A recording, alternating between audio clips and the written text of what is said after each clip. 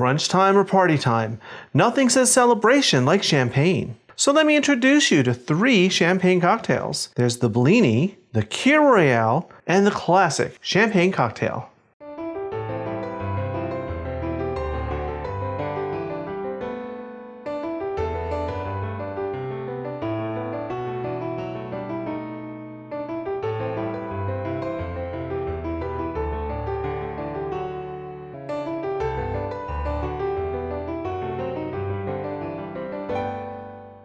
Hi everyone, welcome to today's episode of Let's Celebrate TV.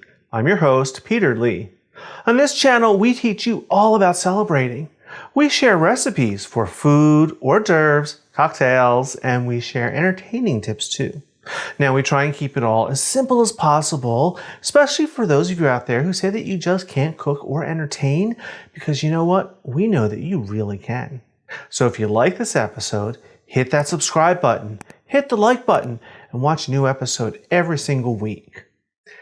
Today, our celebration is all about cocktails because here we are once again in the bar of LG Manor.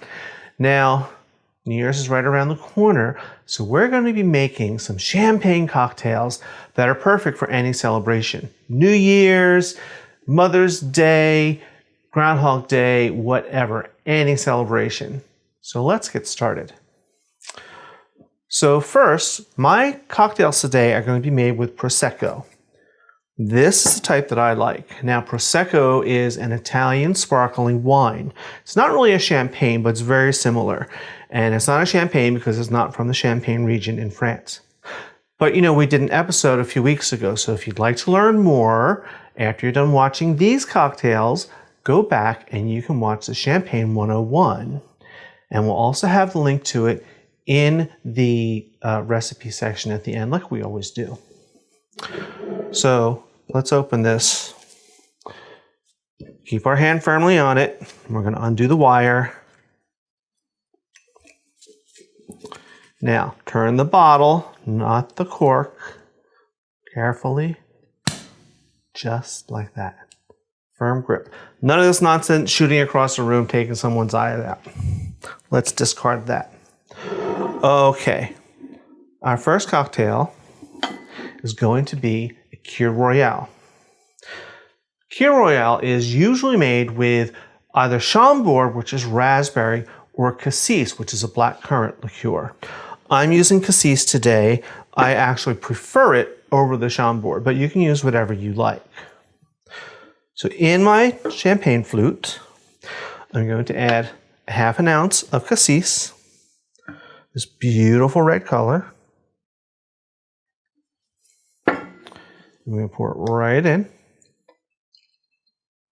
Now it looks black, but it really is a very dark red. This out of the way. I'm going to pop a beautiful blackberry right in there as a little garnish at the end. And then we just fill with your champagne or sparkling wine. Very carefully, try and pour it down the side so you don't get that big overflow of bubbles, because you don't want it spilling all over your counter. A little bit more. There we go. And look how beautiful that is. Lovely. Let's put this aside.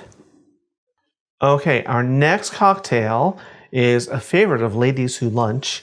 It's a Bellini. Now, Bellinis are often made with peach puree, but I couldn't get nice peaches because it's winter time. So I have found that this peach nectar makes a great substitute because it has actual peaches in it. Just need to give it a little shake. Now, what's great about this is it's basically peaches and a little bit of water. There's no added sugar.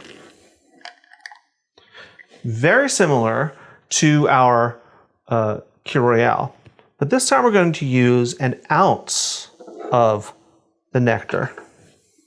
So pour this in.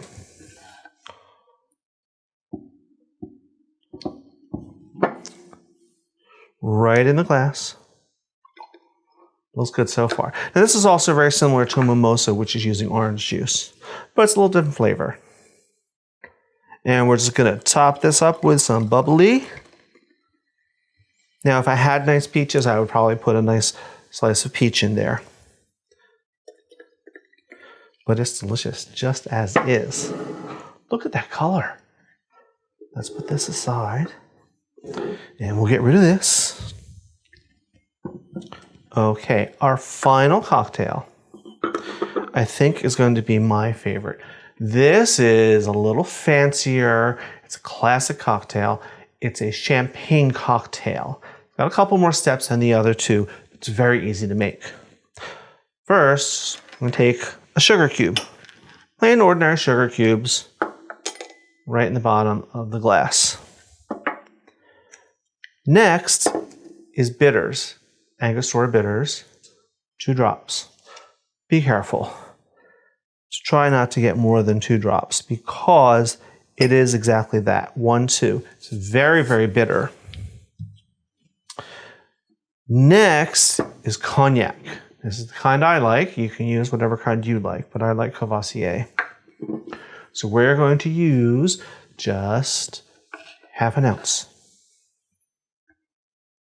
Right in.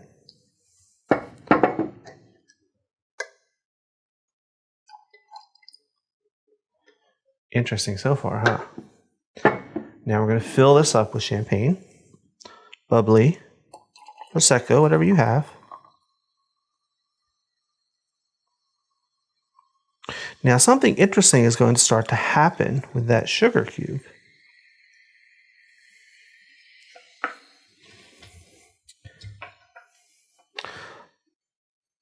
You can see there's like a whirlwind effect from those bubbles starting in on that sugar cube.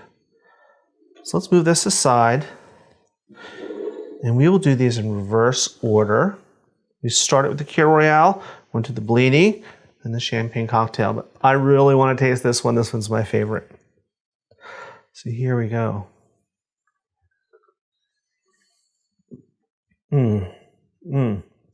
That is really, really good. It's complex. The champagne just makes it bubbly and refreshing, but that cognac and the bitters add layers of complexity and spice and warmth.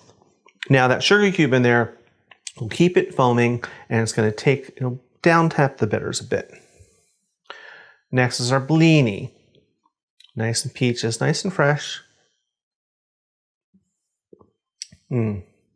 This is always a favorite. This is always a safe one to do if you're not sure of your guest tastes. This. Now for our beautiful and holiday-ish and celebration, our Kir Royale. I just love the color. It's especially good for Valentine's Day too. Now that blackcurrant in there really mixes well with the champagne because it's really deep flavored. It has just a very slight sourness. And it's a very nice pairing with the Prosecco, which is very light and refreshing. So, as always, we're going to have these recipes up in the comment section of YouTube, and we're going to link back to our champagne episode as well.